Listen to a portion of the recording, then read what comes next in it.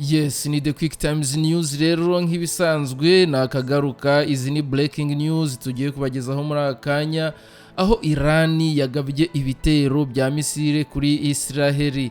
Irani yatangiye kohereza ibisasu bya Misile kuri Israeli muri uyu mugoroba mwijoro, aho leta rero ya Irani yavuze ko yabikoze mu rwego rwo guhorera umuyobozi w'umutwe wa Hezbollah wo muri Liban wishwe mu gitero Israeli yagabye i Beirut muri Liban kuwa gatanu w'icyumweru gishize. Abategetsi rero ba Israeli batangaje ko hazabaho ingaruka ku bitero bya Irani. Presidansi ya Amerika nayo yatangaje ko nta muntu ibyo bitero byahitanye kandi ko ikomeza gukurikiranira hafi uko ibintu bigenda muri aka karere k'isi. Minisitiri w'ingabo ya Amerika muri Pentagon nawe yavuze ko ibitero bya Irani byikubye inshuro ebyiri ibyo icyo gihugu cyagabye kuri Israeli ku kwezi kwa kane muri uyu mwaka wa 2024. Ni mu magambo rero uyu mukuru cyangwa se mu magambo uyu Benjamin Netanyahu yatangaje kuri uyu mugoroba nyuma y'uko Irani igabye ibitero muri Israeli. Mu magambo ye rero niyo ngiye kugenekereza kubasobanurira mu rurimi rw'ikinyarwanda, aho Benjamin Netanyahu yagize icyo atangaza nyuma y'ibi bitero n'izi misile zagabwe kuri Israeli. Munyemerere rero mbareke mwumve iri jambo rya Benjamin Netanyahu. Kuri uyu mugoroba Irani yongeye gutera Israeli misile Amagana. Iki gitero cyatsinzwe byaburijwemo kubera ubwirinzi bw'ikirere bwa Israeli ni systeme ya mbere ku isi. Ndashimira IDF ku byo imaze kugeraho. Ndashima kandi ubushishozi n'inshingano mwagaragaje. Abenegihugu ba Israeli ndabashimira kandi Amerika ku nkunga yatanze mu bikorwa byo kwirwanaho. Irani yakoze ikosa rikomeye muri iri joro kandi izaryishyura. Ubutegetsi muri Irani ntabwo bwumva icyemezo cyacu cyo kwirwanaho ndetse n'icyemezo cyacu cyo kwiyegurira abanzi bacu. Tuzahagarara ku itegeko twashyizeho. Uzadutera tuzamutera. Ibi ni kuri aho turwanira inzira y'ikibi.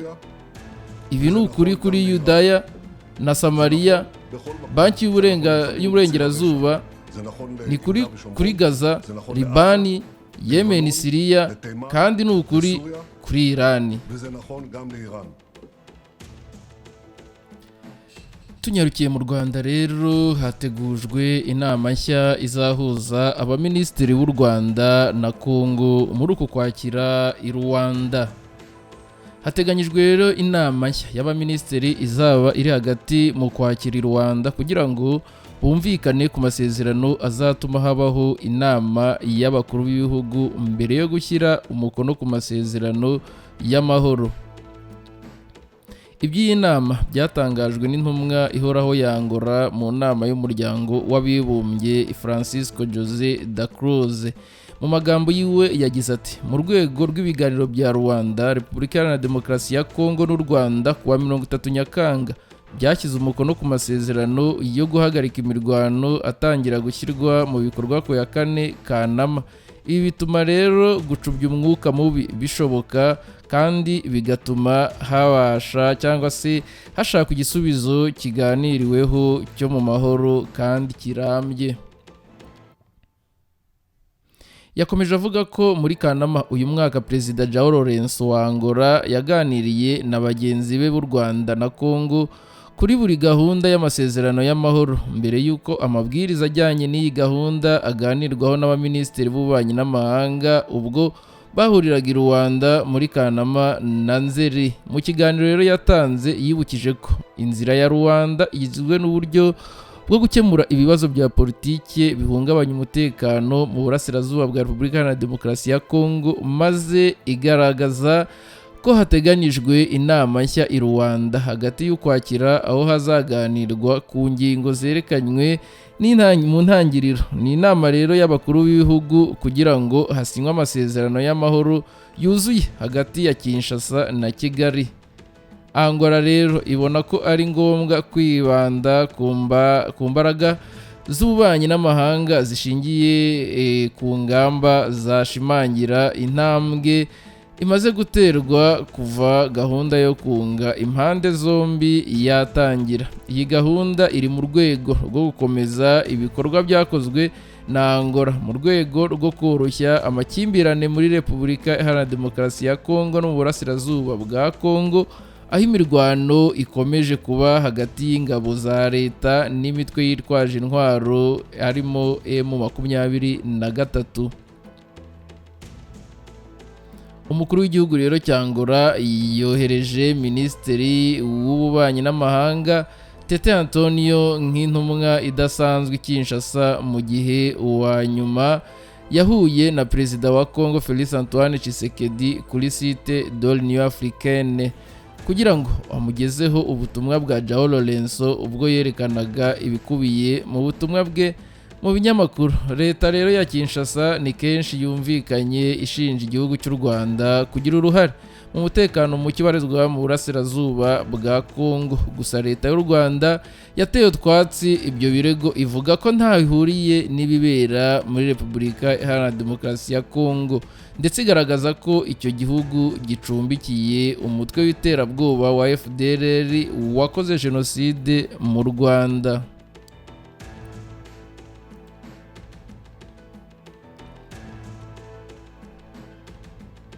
Tukiri kuri iyi nkuru rero, n'ubundi u Rwanda ubwo nyine bivuze yuko umusesenguzi mu bagize politiki akaba n'umunyamategeko Gatete Ruhumuriza Nyiringabo yasobanuye ko ibikorwa bya Repubulika ya Demokarasi ya Kongo byo kwiyegereza abajenosideri bishobora gutuma u Rwanda rushoza intambara kuri iki gihugu mu buryo bweruye. Ikigereranyo nibyo Amerika yakoze, abigereranya n'ibyo Amerika yakoze muri Afghanistan igihe igiye guhiga Osama bin Laden. Iyi nayo ni inkuru rero dukesha igihe.com, aho yanditswe n'igihe ku tariki 2 uku kwezi kwa Kanama 2024 isaa 2:30.